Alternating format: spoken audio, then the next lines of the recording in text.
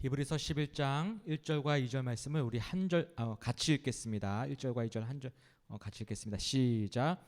믿음은 바라는 것들의 실상이요 보지 못하는 것들의 증거니 선진들이 이로써 증거를 얻었느니라. 아멘. 네. 우리가 지금 하나님을 믿고 이제 교회에 나와서 예배를 드리지 않습니까? 근데 모든 것에 가장 기본이 되는 것들이 있습니다. 가장 그 기본이 되는 것이 우리 그리스도인들에게 있어서 가장 기본은 믿음이에요. 믿음.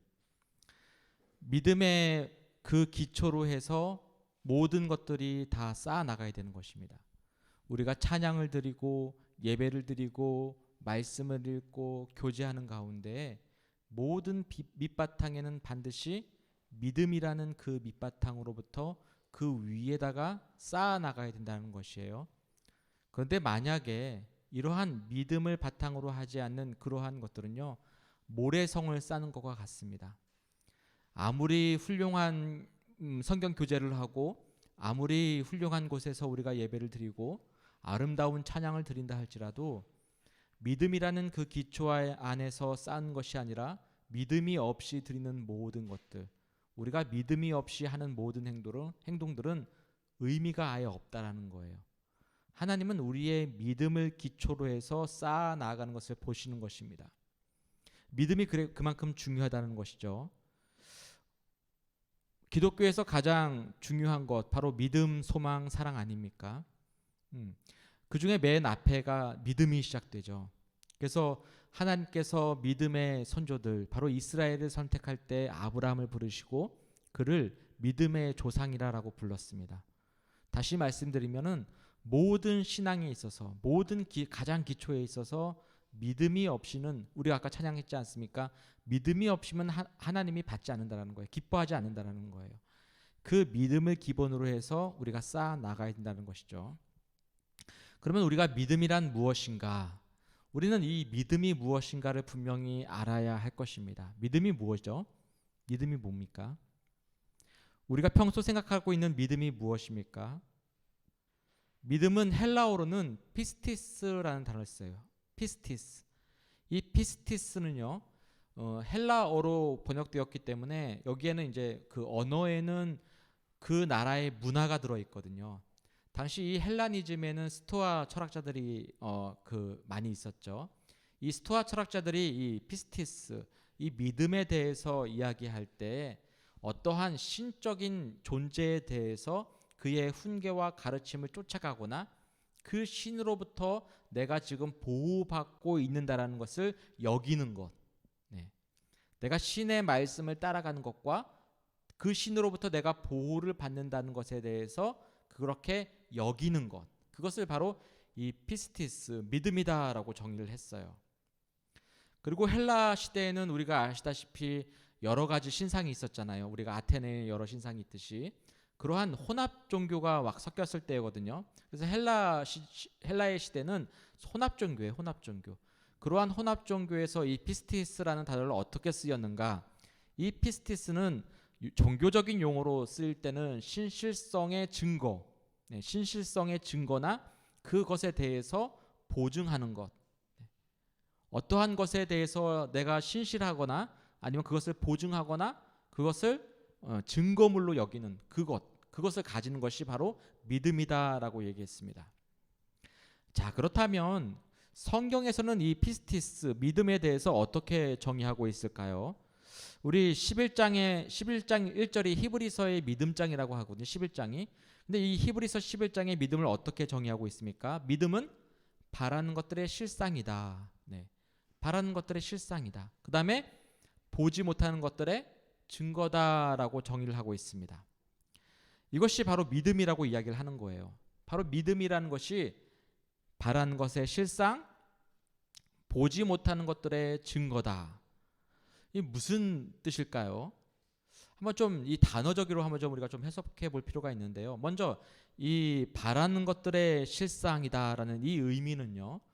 이게 소망하고 기대하는 것의 실상이다라는 의미가 가지고 있습니다. 소망하고 내가 기대하는 것의 실상이다. 실상으로 번역된 이 헬라어 단어가 휘포스타시스라는 단어를 쓰고 있습니다. 다음 번 넘겨주세요. 네, 휘포스타시스라는 단어를 쓰고 있는데 이 실상이라는 것에 대해서 여기 보니까 5가지의 견해가 있죠. 이 견해들은 다 그 믿음의 실상에 대해서 잘 정의하고 있어요. 첫 번째가 무엇입니까? 첫 번째가 컨피던스, 완전한 확신이다. 이 실상은 완전한 확신이다. 소망하는 것에 대해서 완전히 내가 확신하는 것, 그것이 바로 믿음이다라고 정의를 내리고 있어요. 두 번째는 보증하는 것이다. 아까 우리가 피스티스가 보증이란 단어가 있다라고 말씀드렸잖아요. 그래서 이것은 보증이다. 바라는 것에 대해서 권리 증서이다. 이것은 우리가 어떤 계약을 한 다음에 거기에 대해서 증서를 내잖아요. 보증 증서를. 집을 계약하면은 거기에 대해서 증서를 주지 않습니까? 법적인 보증 증서가 바로 이 믿음이다. 내가 어떤 것에 대해서 믿고 있다면 거기에 대한 실상, 그것에 대한 실상은 보증이라는 것이죠. 그 실상을 믿음이라고 얘기한다는 것이에요. 내가 거기에 대해서 확실하게 보증해주는 그 무언가, 나에 대해서 내가 소망하는 것에 대해서 누군가가 확실하게 그거 맞아라고 하는 그러한 보증되는 것들, 그것이 바로 실상이다라고 얘기하는 거예요. 자, 세 번째로는 이것은 현실화되는 것이다. 현실화. 우리가 많이 들어봤을 거예요. 생각하는 대로 현실이 된다라는 얘기 있지 않습니까?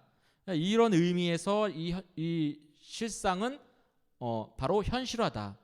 이걸 누가 해석을 했냐면은 초대 교부들이, 초대의 그 교회를 인도하고 있는 소위로 지금 얘기하면은 목사들이죠. 초대 목사님들이, 초대 감독관들이 이 실상은 바로 현실화이다라고 얘기를 한 거예요. 장래에 내가 바라는 것이 현실로 되는 것, 그것이 바로 실상이다라고 이야기한 것이죠. 다음으로는 실체라고, substance라고 얘기했습니다. 실체, 바라는 것들을 실질적으로 확실하게 붙잡게 하는 것. 이것이 내가 물을 마시기를 원했는데 여기에 대해서 내가 실질적으로 확실하게 붙잡게 해주는 그 무엇, 그것이 바로 믿음이다. 이것은 성경에서 킹 제임스 버전하고 NEV에 이렇게 번역을 해놓고 있어요. 믿음 실상은 바로 현실적으로 내가 실질적으로 확실하게 이것을 붙잡게 해주는 그 무엇인가, 그것이 바로 실체이다라고 얘기하는 것이죠. 마지막으로 그 토대이다. 이것은 파운데이션이다. 기초가 되는 것이다. 앞서서 말씀드렸잖아요. 우리가 우리가 신앙생활하는 데 있어서 가장 기본이 되는 것, 그것이 바로 기초가 되는 것이 믿음이라 얘기했지 않습니까? 바로 이 실체가 바로 토대가 되는 것이다. 기초가 되는 것이다. 이것은 우리가 들어봤는지 모르겠어요. 성 어거스틴이라고 혹시 들어보셨습니까? 성 어거스틴이 이렇게 번역을 했어요. 이것은 바로 기초를 얘기한다. 모든 것의 토대이다. 믿음은 소망하는 것들의 토대가 된다는 것이에요. 토대가 되고 믿음이 없이는 소망은 허상으로 끝난다는 것입니다. 그러니까 우리가 지금 이 어떠한 우리가 기독교에 대해서, 우리가 성경에 대해서, 이 말씀에 대해서 믿으면 이것이 토대가 되어서 그것이 현실화되는 거예요. 그러나 내가 믿지 아니하면은 이 성경의 말씀은 어떻게 되는 거예요? 현실이 되는 거예요? 안 되는 거예요? 그 사람에게서는 그것이 허상이 되는 것입니다. 사라져 버린다는 것입니다. 이 5가지가 사실은 그 믿음에 대해서 정의할 때 다 중요해요. 하나하나가 다 중요한데, 그래서 다음 달에는 믿음에 대해서 우리가 좀 더 자세하게, 이 믿음이 무엇인가, 우리가 그냥 믿음하면 막연하잖아요. 믿음 생활 해야 됩니다 하면 막연하잖아요. 오늘 내가 믿음이 연약해요 하면 막연해요. 그냥 뭔가 확신이 없어요, 현실적이지 못해요, 이런 걸로 생각할 수도 있지 않습니까? 그러나 좀 더 성경적으로 번역하면은 이 부분에 대해서 우리가 진단할 수가 있다라는 것입니다. 우리의 믿음이 지금 또한 자라고 있는지 아니면은 쇠퇴되고 있는지, 이런 부분도 볼 수 있겠죠. 자, 다음으로 얘기하는 게 보지 못하는 것들의 증거다라고 얘기해요. 증거, 보지 못하는 것들. 이를 정확하게 번역하면은요, 보지 못하는 것은 눈으로 볼 수 없는 일들에 대한 증거라고 번역될 수가 있습니다.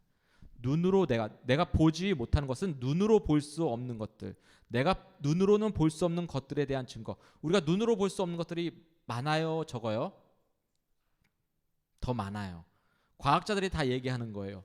우리가 현실을 살아갈 때 눈에 보는 것들보다 눈에 보이지 않는 것들로 더 많이 우리가 의지하고 살아간다고 얘기를 해요.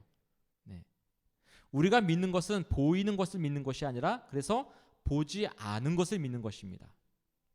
공기가 있는 거 우리가 알아요, 몰라요? 알죠. 근데 공기가 눈에 안 보여요. 또 누군가와 연인과 여인이 사랑하는데 그 사랑이 눈에 보여요? 하지만 감정적으로 그런 것을 볼 수 있다는 것이에요. 그것이 바로 이 보지 못하는 것들에 대한 증거를 이야기하는 것입니다. 믿음은 그래서 눈으로 볼 수 있다 없다? 볼 수 없다라는 것이죠. 여기에서의 다음으로 넘겨주세요. 겉들에라고 해당되는 이 부분은요, 프라그마톤을 씁니다. 눈에 볼 수 없는 것들 있죠. 그 겉들의 프라그마톤이에요. 이 프라그마톤은 눈으로 볼 수 없지만 그러한 것에 대한 사실들을 이야기합니다. 네. 여기에 보니까 프라그마톤이 확신할 수 있는 것, 그리고 합리적으로 과학적으로 증명된 것이라고 얘기했잖아요. 예, 그걸 얘기하는 거예요. 그러니까 눈으로는 볼 수 없는데 확신할 수 있는 것, 이것은 분명히 존재한다라고 믿는 것. 그 다음에 이것은 내가 눈으로는 볼 수 없지만 합리적이고 이것은 과학적으로 증명된 사실들, 이게 바로 그러한 프라그마톤, 믿음, 눈으로 볼 수 없는 것들을 얘기하는 것이죠. 그러한 것에 대한 뭐를 얘기해요? 증거가 바로 믿음이라는 거예요. 믿음이란 내가 눈으로 볼 수 없지만 보이지 않는 것들에 대한 확실할 수 있는 것과 합리적이고 과학적으로 증명된 것들이고요. 이거는 완전히 모든 사람들이 다 알고 있는 것이라는 거예요. 눈에는 볼 수 없지만. 그리고 거기에 대한 증거라는 것입니다. 증거라는 헬라어가 엘렌코스라는 단어를 쓰고 있는데요. 이 엘렌코스는 한번 보면은 밝히 드러낸 사실, 그 다음에 폭로된 진실, 그 다음에 의심이 없는 확신, 이걸 얘기합니다. 다시 얘기하면은 믿음이란 뭐예요? 아무도 본 사람이 없어. 우리가 하나님을 보고 믿어요? 보지 않고 믿어요? 보지 않고 믿는다라는 것이죠. 그런데 거기에 대해서 어떻게 하는 거예요? 그냥 막연한 게 아니라 하나님에 대해서 막연하게 그냥 뭐 계시겠지 하고 믿는 것이 아니라 그 존재에 대해서 확신하고 과학적으로 증명해내고 밝혀낸다라는 것입니다. 그 진실을. 하나님의 나라도 마찬가지죠. 하나님의 나라를 우리가 믿고 바라보고 살아간다는 것은 그 나라를 지금 당장은 볼 수가 없는데 그 나라가 있다는 것을 어떻게 하는 거예요? 그것에 대해서 과학적으로 내 삶을 통하여 증명해내는 것이에요. 내 삶 가운데에서 자꾸 반복돼 봐요. 한번 그 일이 계속 반복되면 그것이 우연이에요? 아니면은 진실이에요? 진실이라는 것이죠. 내가 지금 여기 부천역에 오기 위해서는 그 전에 정거장에서 탔어. 근데 그 만약에 내가 이정표가 없다고 하더라도 다음에서 내가 그 소리를 못 들어고 방송을 안 해도 다음 역에 내가 내리면 거기는 부천역이라는 거예요. 근데 그것이 계속해서 경험이 되면은 이것은 누가 뭐라고 해도 다음에 나는 내리면 되는 거야. 깜깜하고 아무것도 안 보이고 해도 다음 역에서 나는 내리면은, 네, 자다가 깨더라도 다음 역에 내리면은 거기는 무슨 역인 거예요? 네, 부천역인 거예요. 이게 믿음이에요. 이게 믿음. 좀 많이 어렵죠. 이 시간에 좀 약간 이해하기 어려워서 영화를 하나 볼 텐데요. 미라클 프롬 헤븐이라는 영화를 제가 한 좀 짤막하게 좀 간추려 놓은 영화가 영상이 있어가지고 그거를 좀 보여드리도록 하겠습니다. 이것은 이제 실화를 영화로 한 거고요. 여기에서는 믿음에 대해서 우리가 잘 생각할 수 있게끔 그 믿음에 대해서 잘 이렇게 다루고 있거든요. 그 주제를 가지고 한번 보도록 하겠습니다. 불 좀 꺼주시면 고맙겠어요. 애나가 지금 이렇게 컸습니다. 지금 한 중학생 정도 되는 나이 같아요. 이 친구가 이제 실제 그 애나이고요. 나무가 그때 당시 실제 나무입니다. 그 다음 거 보여주시겠어요? 여기가 애나 가족들이에요. 네, 딸 3명이 있죠. 그리고 엄마 아빠가 있죠. 네. 믿음이 좀 이렇게 좀 이해가 좀 되십니까? 이제 좀 잠깐 영상을 봤는데 믿음. 사실 이 믿음이라는 것은 개인적인 체험이에요. 개인적인 체험. 내가 이 믿음에 대해서 이런 신앙에 대해서 체험이 있으면 이거는 뭐 설명을 굳이 하지 않아도 이게 믿음이구나라는 것을 아마 금방 이해하실 것입니다. 히브리서 11장에서 믿음은 바라는 것들의 실상이요 보지 못하는 것들의 증거가 바로 그리스도인들의 삶이다라고 해서 그 다음부터는 그리스도의 삶에 대해서 쭉 얘기하는 내용이 나오거든요. 우리의 눈에 보이는 것이 전부가 아니라는 것이에요. 우리가 눈으로 볼 수 없는 것들을 믿는 것, 그리고 그것이 현실로 인정이 되어지는 것. 눈으로 볼 수 없는 우리는 하나님의 나라를 바라보며 이 땅에서 살아갑니다. 우리가 이 땅을 바라보는 것이 아니라 볼 수 없는 바로 하나님의 나라를 보는 거예요. 그게 증거가 되는 거예요. 또 눈으로 볼 수 없는 성령님과 하나님의 영과 우리가 함께 그 영과 동행하는 거예요. 동행하는 삶. 볼 수 없어요. 하지만 동행하는 삶은 어떻게 돼요? 그 사람은 어떻게 돼요? 믿어요. 동행했기 때문에. 아니, 동행하고 있기 때문에 믿을 수밖에 없는 거예요. 성령님이 나와 함께 하신다. 오늘 영화에서는 자세한 내용은 이제 좀 간추리다 보니까 나오진 않았지만 모든 사건마다 하나님께서 기적을 일으켜요. 어쩌면 그때 그 사람이 있었을까? 어쩌면 그때 그 사람을 만났을까? 모든 게 다 기적이라는 거예요. 미라클 프롬 헤븐. 천국에서의 기적이 이 땅에서도 이루어지고 있다는 것입니다. 지금 우리 청년들의 삶에서 지금 만남 속에서 그러한 기적들이 일어나고 있고 그것이 증명되는 것. 이것을 깨닫게 되는 것이 바로 믿음입니다. 믿음. 볼 수 없는 하나님과 함께 하고요. 무엇보다도 우리가 하나님을 믿잖아요. 무엇을 기준으로 믿는다라는 거예요? 말씀을 갖고 믿는다는 것이에요. 말씀을. 하나님의 말씀은 사실 글로만 보이죠. 그런데 그 글이 나에게 있어서 현실이 되고 그 사실이 내가 받아들여지고 그건 내가 믿게 되는 거예요. 말씀대로 내가 살다 보니까 이 말씀이 살아있구나. 그냥 텍스트로서의 말씀이 아니라 지난 2000년, 3000년, 4000년 전의 이스라엘의 역사가 아니라 그 하나님이 지금도 살아계시는구나. 이게 내가 믿어지는 거예요. 그게 믿음이에요. 또 2절을 한번 보면은요. 선진들이 이로써 증거를 얻었느니라 라고 얘기하는데요. 여기에서의 이 의미는 무엇이냐면 이 선진들은 누구냐? 바로 구약 시대 예수님께서 이 땅에 오시기 이전에 하나님을 믿었던 모든 믿음의 조상들을 다 이 선진들로 포함하면 됩니다. 그러면 우리에게 있어서 이 선진들은 누구예요? 누굽니까? 바로 우리 바로 그 이전의 시대까지 믿음으로 죽은 모든 사람들 얘기하는 거예요. 믿음의 조상들, 믿음의 선조들, 믿음의 모든 구약과 시작을 다 포함해서 바로 우리 이전까지 혹시 우리 청년들 중에서 믿음의 그러한 조상들이 있으십니까? 그분들 모두 다 그런 모든 분들이 다 믿음의 조상 선조라는 거예요. 그런 믿음의 선조들이 어떻게 했다는 거예요? 이로써 뭘 얻었다는 거예요? 증거를 얻었다고 얘기를 하고 있어요. 여기서 이 증거를 얻었다라는 것이 매우 중요한 단어이거든요. 자, 이게 뭐냐? 여기서 증거를 얻었다 해서 주어가 지금 생략되어 있는데요. 선진들이 증거를 얻었다라는 표현이 아니고요. 이것을 다시 원문으로 번역하면 원문이 그래서 원문으로 보는 게 되게 중요한데 선진들이 이로써 하나님께 증거를 얻었느니라라고 해석해야 됩니다. 누구에게 증거를 얻었다고요? 하나님께. 다시 얘기하면 그들에 대한 믿음, 선진들에 대한 믿음, 믿고서 죽은 이들, 하나님의 나라를 보고 예수님을 믿고서 죽은 모든 이들에 대한 증거는 누가 서신다라는 거예요? 보증을 누가 서주신다라는 거예요? 하나님이 서주신다라는 겁니다. 이게 믿음이에요. 이게 믿음. 내가 지금 죽어도 천국 간다. 내가 지금 어떠한 일이 있어도 나는 하나님과 동행한다라는 것은 누가 보증한다는 거예요? 하나님이 보증해줬고 그 이전의 사람들도 다 그렇게 하나님이 지금 보증하고 있다는 것입니다. 법정으로서 그 증인으로서 서신 이가 하나님이라는 거예요. 걔는 믿었어. 그것을 믿었고 확실하고 있고 그것이 어떻게 됐다는 거예요? 현실로 됐다는 거예요.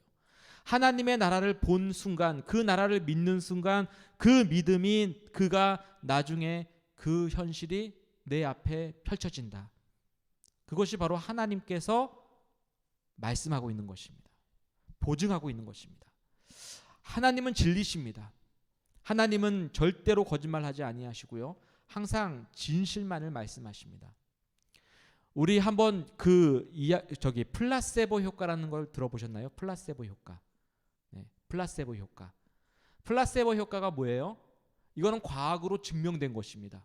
우리의 뇌가 플라세보 효과는 우리의 뇌가 어떤 것에 대해서 보지 않고서도 믿어버리는 것. 그래서 플라세보 효과를 이 뇌의학을 전문하는 분들은 그것을 믿음의 힘이다라고 정의를 해요. 플라세보 효과. 예측을 하잖아요. 어떤 일에 대해서. 네, 예측을 하고 그 예측하는 것에 대해서 믿음이 형성되는 것이에요. 이게 플라세보 효과예요. 내가 앞으로 10년 뒤에 20년 뒤에 이렇게 일어날 것이다, 저렇게 될 것이다라는 것을 예측하지 않습니까? 그것이 믿어지고 그것이 현실화되는 것이 바로 플라세보 효과라는 것이에요. 예를 들면은요, 우리가 어려서 머리가 아플 때 두통약을 먹죠. 네.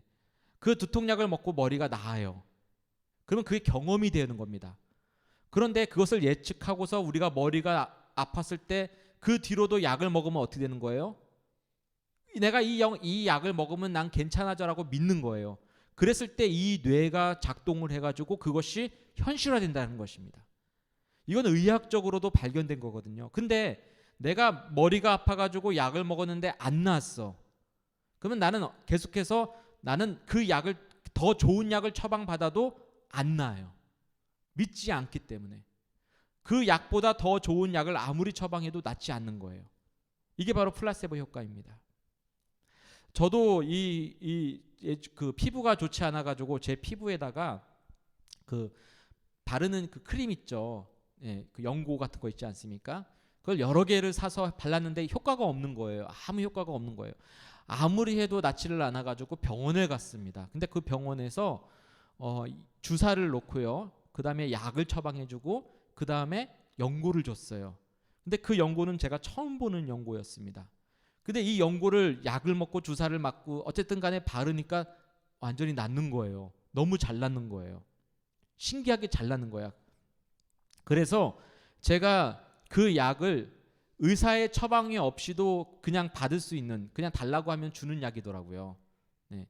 그래서 그 다음 날에 그 약을 받았어요. 똑같은 약을. 그 다음 발랐는데 나았을까요? 안 나았을까요? 나았어요. 나았어요. 그리고서는 그 의사가 그러더라고요. 성분이 어떤 약국에 갔더니 그게 없어요. 예.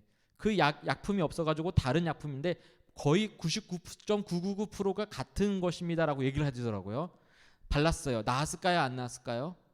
안 나아요. 안 나아요. 그래서 그 약국마다 찾아가서 그 약을 찾았어.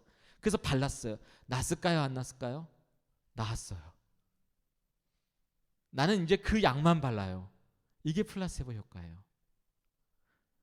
모든 의사들이 99.99%가 다 똑같은 성분의 A와 B는 거의 똑같습니다라고 해도 나는 그걸 믿는 거예요. 내 믿음은 거기 가 있는 거예요. 그 약품에만 가 있는 거예요. 이게 플라세보 효과예요.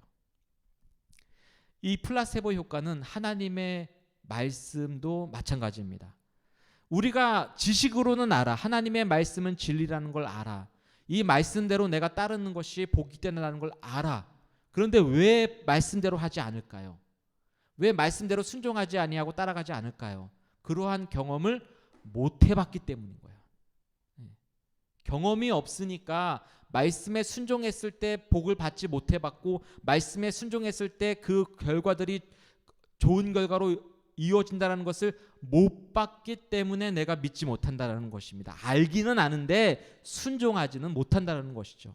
오늘날에 많은 그리스도인들이 교회에 나오고 신앙생활하고 예배를 드려도 말씀에 순종하는 자가 있고 순종하지 못하는 자가 있는데, 순종하지 못한 자들이 다 이런 경우라는 것입니다.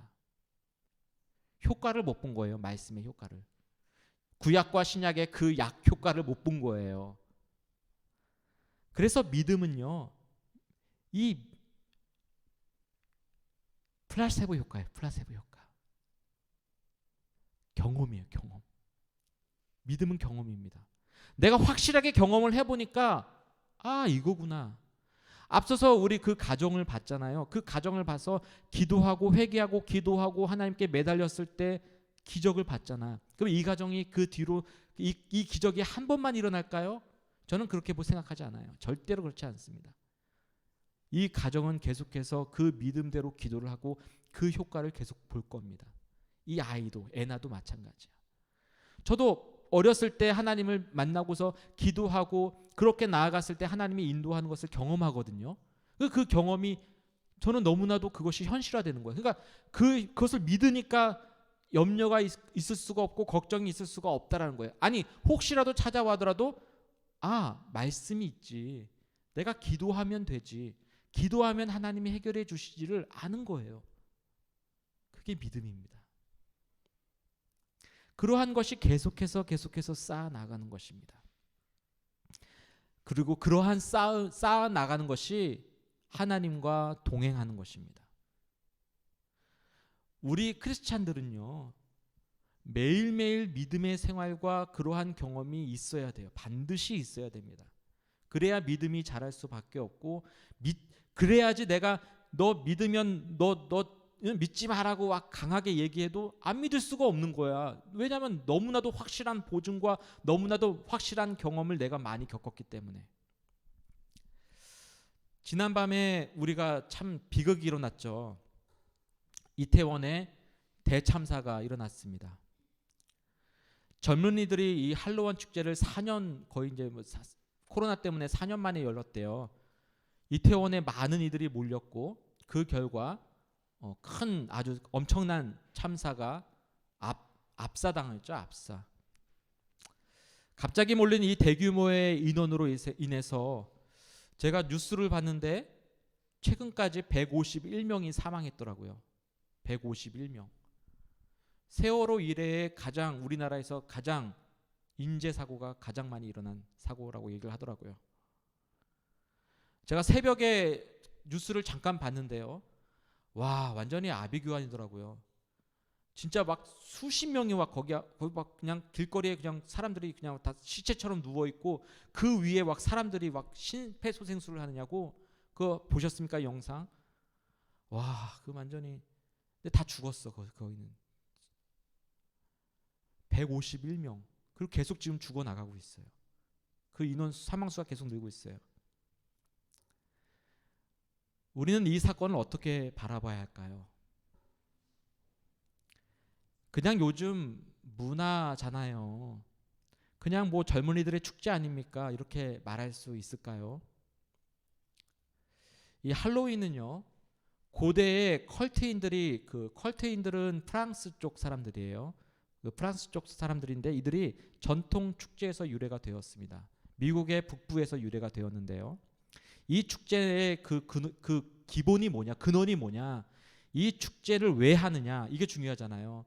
이 축제를 하는 이유는요, 그냥 많은 사람들이 함께 즐기기 위해서가 아니에요. 이 축제의 의미는 죽음의 신, 그들이 믿고 있었던 죽음의 신에게 음식과 제의를 차립니다. 우상이에요, 우상. 그리고서 귀신과 악령들을 달래면서 그렇게 해서 자신들도 귀신처럼 꾸미는 것이 바로 유래예요. 그 유래에서부터 시작된 거예요. 이 컬트 문화, 이 컬트인에서. 한마디로 귀신을 위로하기 위해서 인간인 우리가 어떻게 되는 거예요? 귀신이 되는 거예요. 야, 우리도 똑같이 귀신이야. 그러니까 같이 좀 악령도 쫓아내고 우리도 귀신이니까 죽은 영혼들도 좀 달래야지. 이게 이 축제의 근원이라는 것입니다. 어린아이들이 가가지고 사탕 받는 게 아니에요. 이 의미가.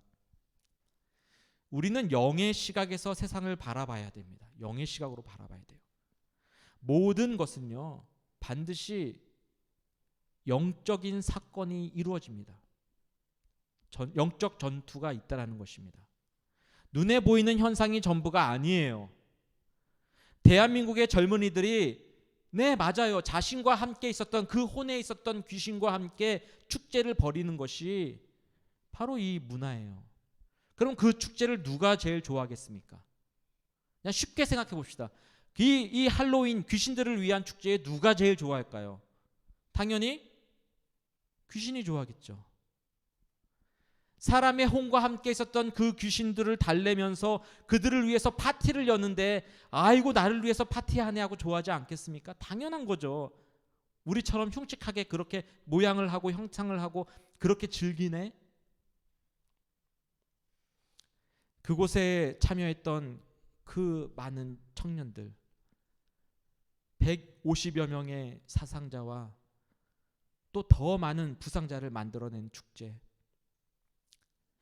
아마 이번 대참사로 인하여서 정말 너무나도 안타깝지만 자기의 자녀가 또 자기의 가족이 고인이 된 이들 있지 않겠습니까? 그들 가정은 적어도 이 할로윈에 대해서 또 다시 축제로 열까요? 그들은 적어도 이 할로윈을 단순한 문화의 축제로 여기지는 않을 것입니다. 그런데 그 더 큰 문제는 그 다음에 있습니다. 수십만 명이 모였던 그 젊은이들, 그곳에 갔어도 죽지 않은 이들이 있었죠. 더 많죠. 분명 그곳에서 죽지 않았던 그 젊은이들은 분명 다음 해 2023년도 할로윈 축제 때 분명히 그들은 또다시 그 문화를 즐길 것이라는 것입니다. 바라기는 이곳에 모인 우리 청년들 모두가 다 제발 영적으로 눈을 좀 바라보길 원합니다. 영적으로 세상을 바라보길 원합니다. 우리가 귀신이 좋아하는 것 하면은요, 분노하시는 분이 계시죠. 당연하죠. 하나님의 영, 성령님께서는 분노하십니다. 무엇보다도 우리 청년들 너무나도 귀한 영혼이기 때문에 하나님은요, 어떠한 수를, 기적이 바로 이거예요. 그래도 너무나도 감사한 거는 우리 청년들 중에서 그 누구도 이태원에 안 갔잖아. 하나님이 보호하신 거라니까요. 미리 보호하신 거라니까요. 어떠한 경우에서든지 보호해 주신 거예요. 잊지 마십시오. 지난밤 할로윈 축제로 사망한 20대 젊은이들, 그들이요, 지난 3년 동안 코로나로 사망한 이들 있지 않습니까? 20대 코로나로 사망한 20대들의 100배, 151명. 믿음은 하나님과 동행하는 삶의 결과입니다. 그냥 하루아침에 믿음이 생기는 게 아니에요. 매일매일 하나님의 영이 기뻐하는 삶을 내가 매일매일 살아나아갈 때 하나님은 우리에게 기쁨의 동행과 함께 그 믿음을 계속해서 성장해 나가십니다. 이태원의 그 수많은 청년들이 자기의 귀신의 혼을 기뻐하는 일을 하지 아니하고 하나님의 영을 기뻐하는 일을 했었다면은 얼마나 좋았을까요? 전 그게 제일 안타까워요. 하나님이 기뻐하시는 것이 무엇입니까? 예배죠, 예배. 우리가 지금 주일날 예배 드리는 거 하나님 기뻐하신다라는 거예요. 설령 여기에 와서 졸지라도, 설령 여기 와서 딴짓할지라도 하나님은 이 자리에 참여한 청년들을 이뻐한다는 거예요. 기뻐하신다는 거예요. 동행해 하신다는 것입니다. 또 하나님이 기뻐하는 거 기도죠, 기도. 매일 내가 기도하고 하나님 앞으로 대화하는 거. 하나님은 우리를 너무나도 사랑하시기 때문에 우리의 목소리를 듣길 원하고 계시는 거거든요. 나랑 대화하자, 나랑 이야기하자, 나랑 함께 살자. 그만큼 중요한 것이 바로 또한 하나님의 말씀을 배우는 것 아니겠습니까? 하나님 말씀, 그 귀한 말씀을 내가 배우면서 그 말씀대로 순종하고 따르는 것. 제가 목회자가 되고요, 목회자가 된 다음에 계속해서 하나님이 저에게 주시는 메시지가 분명해요. 그건 뭐냐면은 말씀이 진리다라는 거예요. 말씀이 살아있다라는 거예요. 내가 말씀대로 했을 때 복을 받는다라는 거예요. 내가 그 말씀대로 순종하려고 몸부림칠 때 그 말씀이 나에게 역사하신다는 것입니다. 이거는 부인할 수가 없어. 이게 믿음입니다. 그리고 이게 저에 대한 믿음이고 이게 저에 대한 믿음의 실천이에요. 실현이에요. 실상이에요. 그래서 저는 확신할 수 있어요. 말씀대로 하면 다 된다.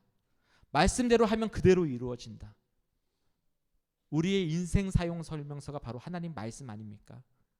우리의 인생을 하나님 말씀대로 살면 되는 것입니다. 그래서 요한복음을 배우는 시간이 귀합니까? 안 귀합니까? 그래서 귀한 거예요. 성경 공부 시간, 그 일주일에 2시간, 그게 정말 귀한 거예요. 정말 귀한 거예요. 광고 하나 하자면은 토요일 날 계속했다가 우리 청년들이 7시, 주일날 7시에 하면은 다 거진 다 올 수 있다고 하더라고요. 그래서 다음 주부터는 주일날 저녁 7시 맞죠? 네, 주일날 저녁 7시로 시간을 변경하도록 하겠습니다. 그래서 그 다음 주 주일이에요. 다음 주 주일날 7시까지 오시면 되고요. 그 중간에서 여기서 뭐 라면도 좀 끓여 먹고 하면 좋을 것 같아요. 가기 싫은 사람은 그냥 교회에 있다가 오면 좋을 것 같고, 그리고 6시부터 다음 주 주일날 6시에는요 우리가 4시간에 걸쳐서 1장을 완성했고, 저 다 띄었거든요. 그 1장을 4시간 한 거를 1시간으로 요약해서 6시부터 강의를 할게요. 그러니까 혹시라도 1장을 듣지 못한 친구들은 6시에 오시면 됩니다. 6시까지 오셔가지고 같이 공부하고, 그 다음에 7시부터는 2장을 하도록 하겠습니다. 많이들 오세요. 많이들 오시고 말씀을 듣고요. 그 말씀을 알아야 순종을 하죠. 말씀을 모르는데 어떻게 우리가 말씀을 순종할 수 있겠습니까? 어떤 것이 하나님의 말씀이고 어떤 것이 주님의 뜻인지 분별하고서 그 말씀의 뜻대로 한번 나아가 봅시다. 그때 하나님은 우리와 함께 하시고요. 우리를 가장 귀한 복된 믿음의 자녀로서 자라나게 하여 주실 것입니다. 오늘 이 시간 우리 함께 우리 찬양하고 기도하기를 원합니다. 오늘 이 시간 나의 안에 거하라 우리 찬양하도록 할게요.